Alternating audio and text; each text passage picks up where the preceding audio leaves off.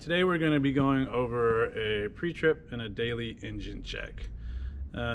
Usually what I do before I even get in the vehicle is I like to do a walk around, look for any damage, make sure no compartment doors are open, make sure the pump panel is set like I like it. So I recommend when you're doing your checks to start at one point and go all the way around until you reach that point again. So I'm looking up, I'm looking at my mirrors, I'm checking my tires, I'm making sure there's no damage that happened that somebody forgot to report or didn't report. Going through, I like to take a look at my pump panel and make sure it's how I like it. Make sure the pump cooler is on, any lines that I'm not going to use are shut off, that type of thing. Go through, I'm looking up and down, checking the tires. It's also a good idea to take a look once you pull out and see if there's any fluids on the ground or anything like that, any big leaks. So I do an entire 360 and everything looks good. And also when you're doing your pre-trip and your daily, it's a good idea to have a rag in your back pocket and hearing protection to save your ears. So we're going to do a quick check of the cab under the hood. Typically we don't do under the hood every day, but we do check the oil every day. So on this engine, we can get in and check our oil. Okay, so next we're gonna get in our cab. We're gonna make sure our mirrors are set up how we want them, our seat's set up how we want it, our steering wheel, and then we're gonna go ahead and turn on our master, turn on our ignition,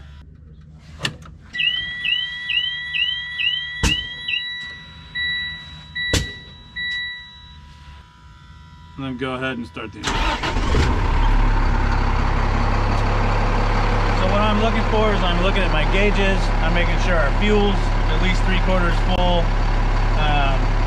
Making sure all our gauges are good to go. First thing I do once I pull out is I check the brake system, and we're looking for our cut in and cut out. Making sure there's air in the system. So you're gonna depress your brake.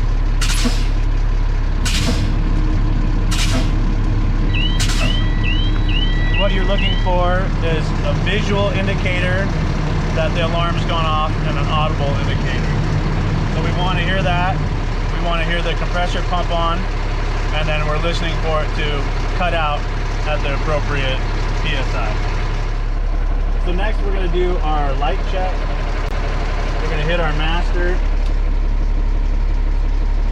We're going to hit all our scene lights. And at this point I usually turn on my generator too so that I can check my pole lights. So right now all my lights are on. Then what I like to do, make sure my headlights are on, make sure my brights are on, and I do left. Everybody has their own flow, but this is how I like to do it.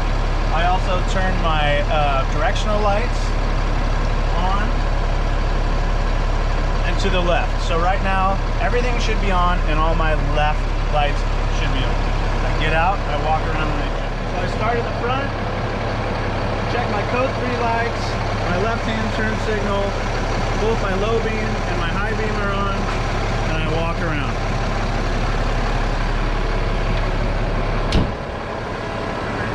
Got my scene lights, and it's a little bright, but you can see all our lights are going left and our code 3 lights are on.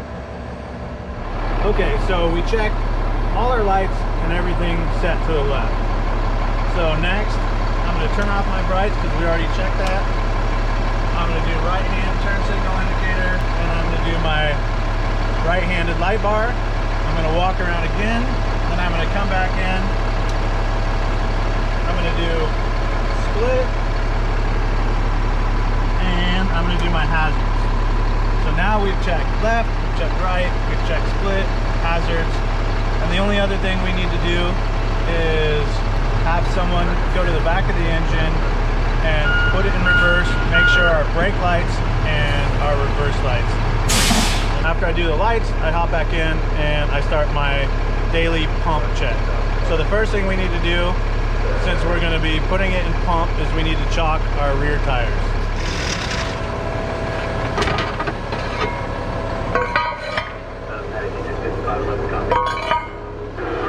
Okay, tires are chalked. So we need to confirm that we're in neutral.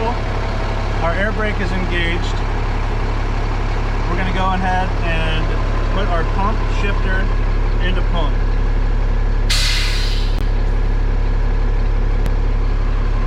So we have one green light.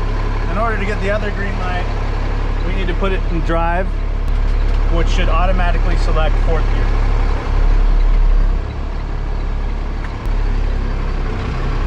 So I can listen and hear that the pump is engaged, and I've got two green lights indicating I'm in pump. So now that we've engaged the pump, I'm at the pump panel. I'm going to check and make sure I have pressure. So I do have pressure. Next, I'm going to check my primer. I'm going to run the primer, make sure we have prime.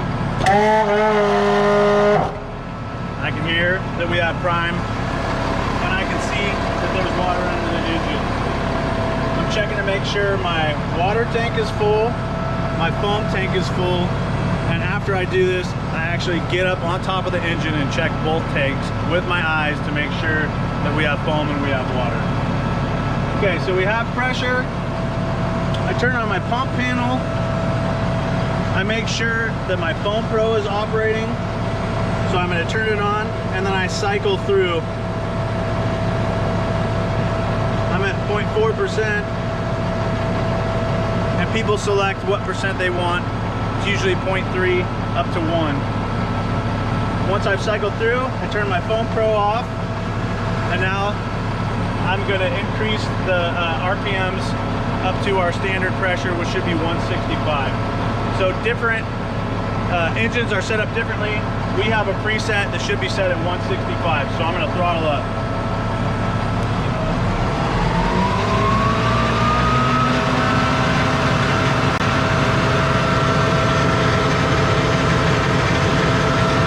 And you can see our pressure is at 165. So I like to step back at this point, visualize all my gauges, make sure I don't have any leaks, and that none of my gauges are holding pressure. So I'll stand back, take a look at everything, make sure I'm not leaking. So I'll take a step back.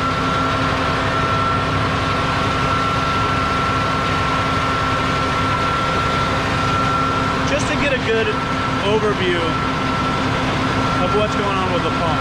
Then I'm going to throttle down.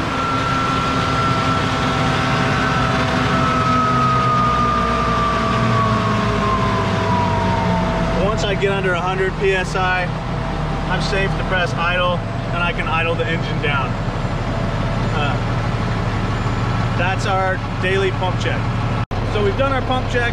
Now we need to come back to the cab and take the engine out of pump. Very important that we put it back down to neutral before we try and disengage the pump. So when we're in neutral, we're going to give it a second, and we're going to take it out of pump. Now we should be back into our driving gear. At this point, there's no need to have the engine on anymore. I can turn the engine off and do my walk around.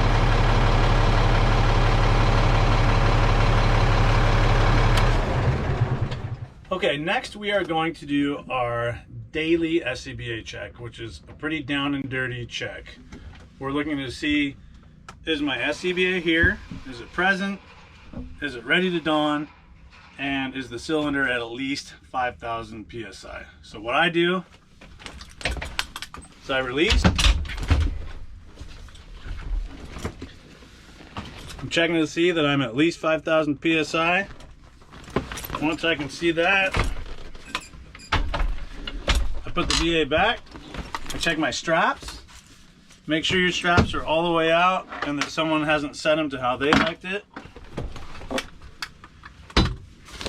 And lastly,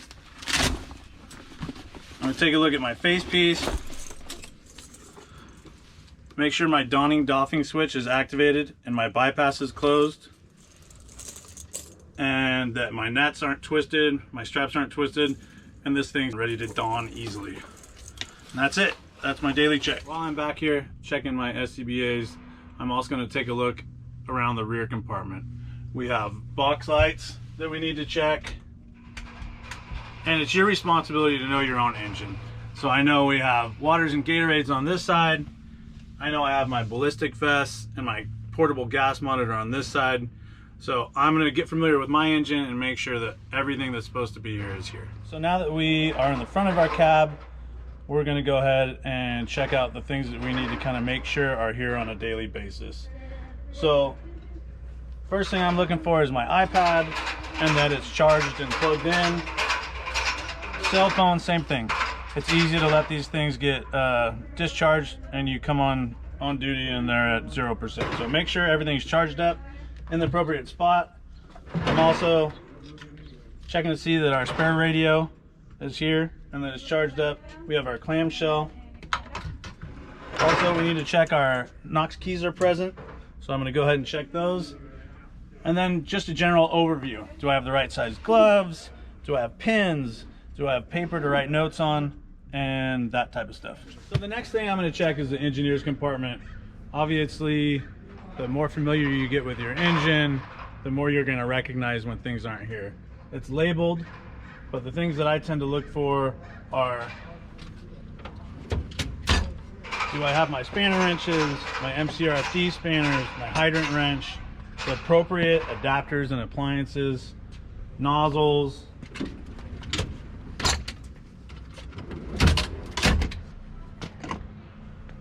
drafting gaskets, that type of thing. So you need to be familiar with what's supposed to be on here and check it on your daily. When we're looking at our hoses, one thing we need to check out is our crosslays. Typically, every engine is going to be a little different, but I like to see, first off, is my crosslay like it's loaded like it's supposed to be, a trifold, and also which side has a nozzle, which side is it going to be easiest to pull from. And then we can check out our wildland crosslay here and just make sure everything's like it's supposed to be. Next compartment, we have our wildland hose packs and our rick bag. On a daily basis, I like to just make sure, hey, I have my appropriate packs, I have my clamps that are here with the packs, and I've got my rick bag, and I check to make sure, just like our SCBA, daily SCBA check, that we are at least 5,000 PSI on our cylinder for our rick bag. Also, I check, make sure our spare cylinders are where they're supposed to be, and they're at least 5,000 PSI. Then I check the tool compartment. It also has our PPV fan, our Sawzall, our airbag controls, our extension cords and lights.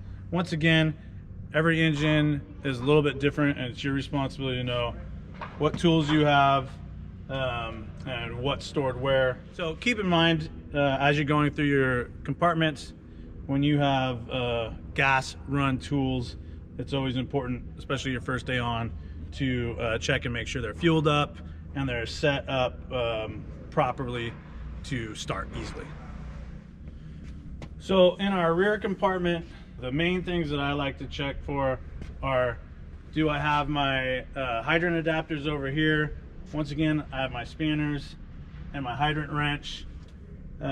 Need to have our valve as well as our blitz fire, and then you're going to have different Ys and appliances, chainsaw, fuels, chocks, our stop sign, and cones.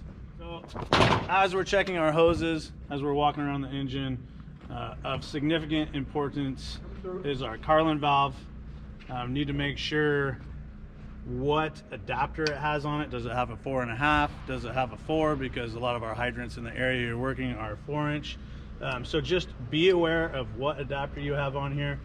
And then it's important to see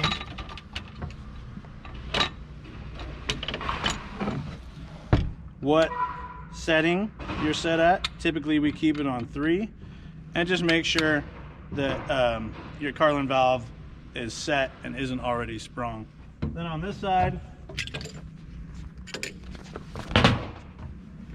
checking to see that we have our 3-inch loaded correctly, our hotel packs, and then our rear pre-connect and nozzle. So in this compartment, this is kind of our rescue compartment. Once again, we have a gas power plant, so we're gonna need to make sure that it's fueled up and full of fuel and set up to start how we want it. We have our spreaders, our cutters, chains, our rams, our rescue 42s, our K12, and our straps and stuff for our rescue 42s. Here we have our rope rescue compartment. It also contains our salvage covers. So one thing to pay special attention to is they're a little hard to see, but you also have your anchors in here. So you have your main bag, your belay bag, and your anchors in here. And behind this are your helmets and rescue harnesses. And we have these compartments. I always try and pay special attention to where are my extinguishers and what type are they. So we should have a water can, as well as an ABC extinguisher, and then we have our spare medical air. Our next compartment is our medical compartment. Our daily medical check is actually pretty thorough, but as an engineer, when I'm walking around just doing my general check, I'm just basically checking to see that everything is present that's supposed to be present. When I check medical stuff, I always wear gloves, as I recommend you do too. We make sure our monitor's here. We're gonna turn it on. And make sure the batteries are full.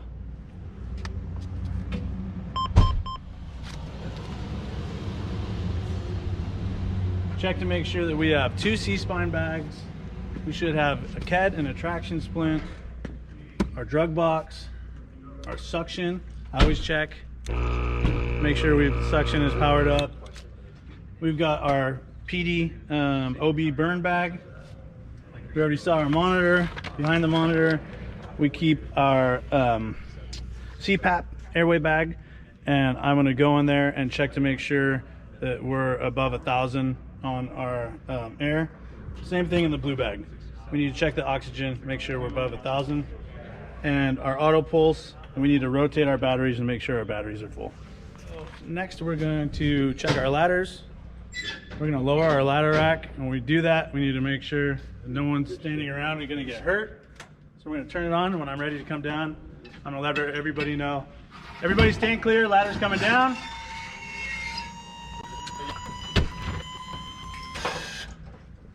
And we're gonna do a down and dirty ladder check. What ladders do we have? Are they in the right spot? Are they damaged? So make sure we have a roof ladder. See what kind of extension ladder do we have? What length? Is it a 35? Is it a 24? Then we have our attic ladder down here. So again, I'm just looking to make sure that they're in the right spot, what exactly I have, and are they damaged. So, check the rungs, and that's it. One thing that I like to do is actually physically get up on top of the engine, take a look at my hose loads, and then make sure I visually check my foam and my water level. Every engine's going to be different. Some engines will have little peak lids that you can look in, and you don't have to raise your bed lids, but this engine is set up so you have to raise your bed lids to look. So main water, foam. Then I always take a look at my monitor. I like to put my hands on my portable monitor, see what it takes to both disconnect them, rotate them, and then also raise them. So I visually take a look every shift and just see what it's going to take at 2 o'clock in the morning to use this portable monitor. And then also in the same area, we have our kind of large hand tools, shovels, our street water shutoff key, brooms, vehicle accident brooms, that type of stuff. So I just like to see what I have up here. When our ladder rack is down, I always like to take a look at my hard suction. So we should have 2 sections of hard suction, 5-inch hard suction on each engine. So we've got 1 section here. I basically look to make sure it's here and that the threads aren't mangled and damaged. And then I'll come over to the other side while I'm thinking about it and do the same thing on this side. So we, like I said, 2 sections hard suction.